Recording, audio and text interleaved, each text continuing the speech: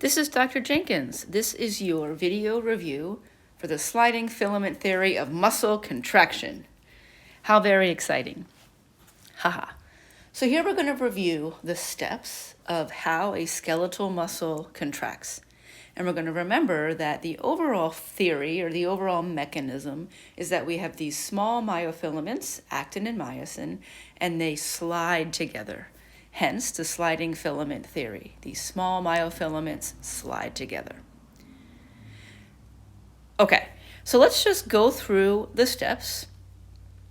We remember that the very first thing that is needed is a nerve impulse. I'm going to use green. Okay, the very first thing that's needed for any muscle contraction is a nerve impulse. We're going to use action potential. Action potential is just the fancy word for nerve impulse. Make this a little bit darker. So action potential. When you see AP, that is the same thing as nerve impulse. Action potential is just a fancy name for a nerve impulse. Okay, so when a muscle contracts, the very first thing that is needed is a nerve impulse. So the nerve impulse is going to come down from the brain, and where does it go? The nerve impulse comes down to the neuromuscular junction, the junction between the nerve and the muscle. So here's the end of the nerve. The end of each nerve has little tendrils that wrap around the muscle fiber. You may recall that there's a space between the end of the nerve and the muscle. That space is called a synapse. So the nerve impulse comes down from the brain, down towards the muscle to the neuromuscular junction, but there's a space. So how are we going to get that action potential or nerve impulse across the gap? Through these steps. So you need to know these steps. The nerve impulse comes down to the end of the axon.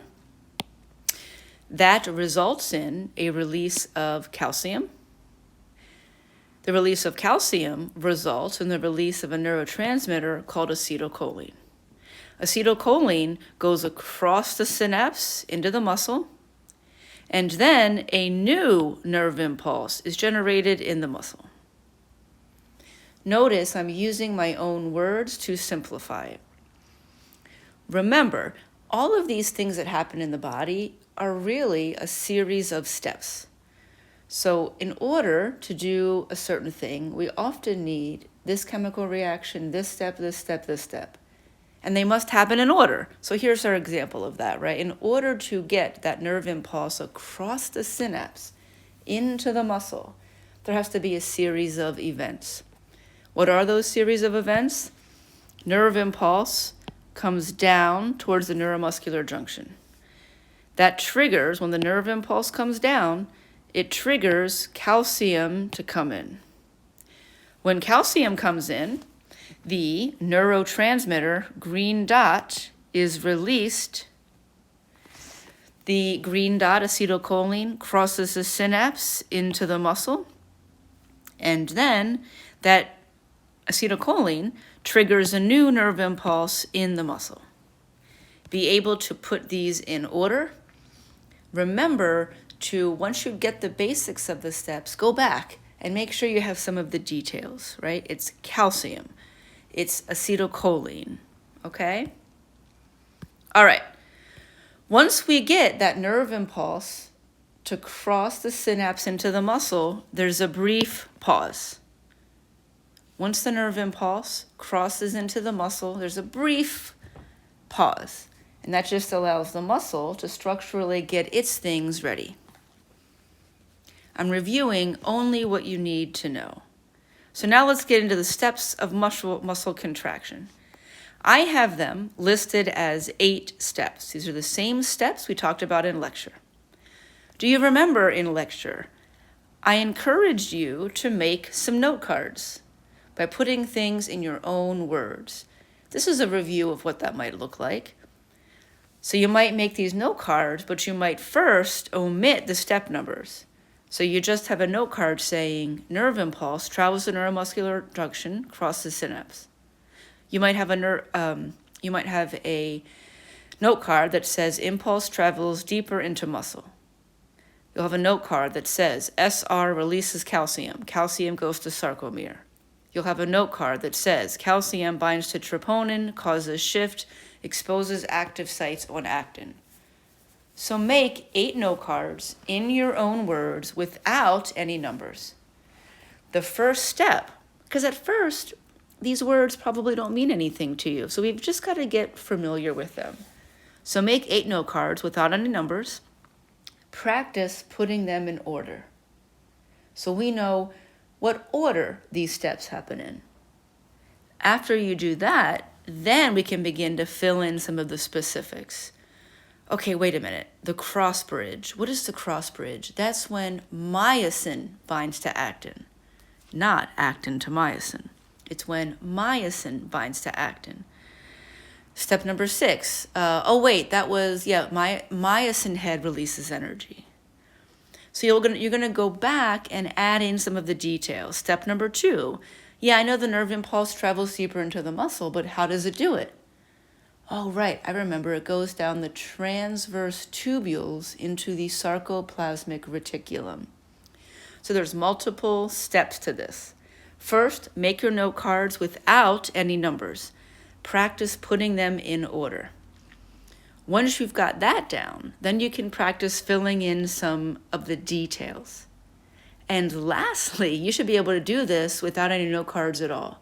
You should be able, for me, when I was studying, which I always had to study very hard, by the way, which is true, I always had to say it out loud. I could write it maybe at first just to practice, but then I had to say it out loud because I knew if I said it out loud, I really had to know it. So that highest level of knowledge here is being able to write it down and or say it. Nerve impulse crosses the synapse into muscle, and you're going to review those sub-steps. Nerve impulse comes at the end of the axon. Calcium comes in, releases acetylcholine. Acetylcholine crosses the synapse, binds to the muscle, causes new nerve impulse. Then I come back to these 8 steps. Step number 1, nerve impulse crosses the synapse. Step number 2, and I'm not looking at this right now, I know you can't tell, but step number 2, nerve impulse travels deeper into the muscle, down the transverse tubules into the sarcoplasmic reticulum. Step number 3, calcium is released from the sarcoplasmic reticulum, travels deeper into the muscle. Step number 4, that calcium actually binds to troponin, causes a shift, which exposes active sites on actin, and so forth. Okay, so that's my suggestion. But while we're here, let's talk about these steps just as a review.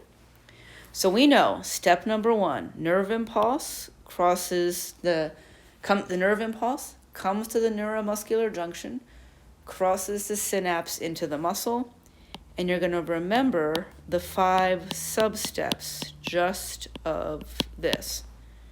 Then that nerve impulse or action potential travels deeper into the muscle, down the transverse tubules into the sarcoplasmic reticulum. Then the sarcoplasmic reticulum releases calcium. Calcium travels deeper into the sarcomere.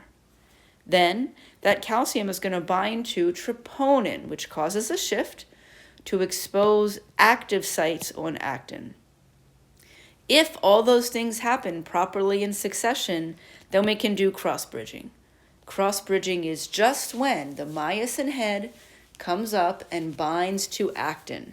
There's no movement yet, but now that those active sites are exposed, myosin head can bind or attach to actin. Then, and only then, when the first 5 steps have happened successfully, only then is there sliding, and that's the power stroke. Myosin head releases stored energy, which causes actin and myosin to slide together. But just as quickly as they slide together, ATP comes over and pulls myosin off. Release. However, if there are still nerve impulses coming, then we're going to have more calcium coming in, more cross-bridging, and the cross-bridging step, the power stroke, and the release continue. As they do that, the myofilaments get closer and closer together, or they walk down each other. Finally, when there's no longer any nerve impulses coming in, that means that there's no longer any calcium being released. The SR will reclaim its calcium to store for later, and the muscle will return to its relaxed position. Let's look at this visually. So step number 1, nerve impulse comes down to the neuromuscular junction. Make sure you review the 5 sub-steps happening there. Then, that nerve impulse travels deeper into the muscle, down the transverse tubules, and into the sarcoplasmic reticulum, that blue sleeve. Then, the SR will release calcium. Calcium travels deeper to the myofilaments. More specifically, step number 4, calcium binds to troponin, these green thingies. When calcium binds to troponin, it causes a shift, and it exposes these active sites. So in this picture, there's no active sites. See, there's no little dark eyeball like an olive. But once calcium binds to troponin and causes a shift, now we do have these active sites, which means that we're ready for step number 5, which is the cross bridge. Now that the active sites are exposed, myosin head binds to actin. There's no sliding yet. It's just the attachment. Myosin head binds to actin. After cross bridging, we have the actual power stroke, where the myosin head releases stored energy, and then it slides. The actin and myosin slide together. But just as quickly as they slide together, ATP comes over and pulls myosin off of actin. But if there are still nerve impulses coming down and there's still calcium, then the cross bridge, power stroke, and release continue. So as long as calcium is still present, the myosin is going to move closer and closer together. Once it's all said and done and there's no longer any nerve impulses coming down, the sarcoplasmic reticulum reclaims that calcium and the muscle relaxes back to its original position. So you need to be able to summarize this in your own words, okay? I'm encouraging you to try the steps that I've suggested because I think that they're going to be helpful. Start with the note cards, be able to put them in order, then add the details, and then your final level where I expect you to be by the test time is that you can go through it yourself. Let me do one more review, putting it all together. Steps of muscle contraction. Number 1, nerve impulse travels to the neuromuscular junction. Nerve impulse crosses neuromuscular junction. See substeps. Number 2, that nerve impulse, now that it's in the muscle, travels deeper and goes to the sarcoplasmic reticulum or sleeve. Step number 3, the SR will release calcium, which travels deep to the actin and myosin in the sarcomere.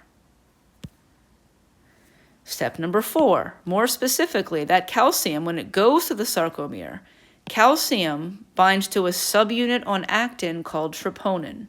There's a shift, and active sites are exposed on actin. Step number 5 is we have the cross bridge, where myosin heads bind to active sites on actin. It's just attached, no movement yet. Then in step number 6, we have the movement. The myosin heads release stored energy to slide actin and myosin together. But just as quickly, new ATP comes over and pulls myosin off of actin. However, as long as there are still nerve impulses coming down and calcium coming into the muscle, steps 5, cross bridge, 6, power stroke, 7, release, continue.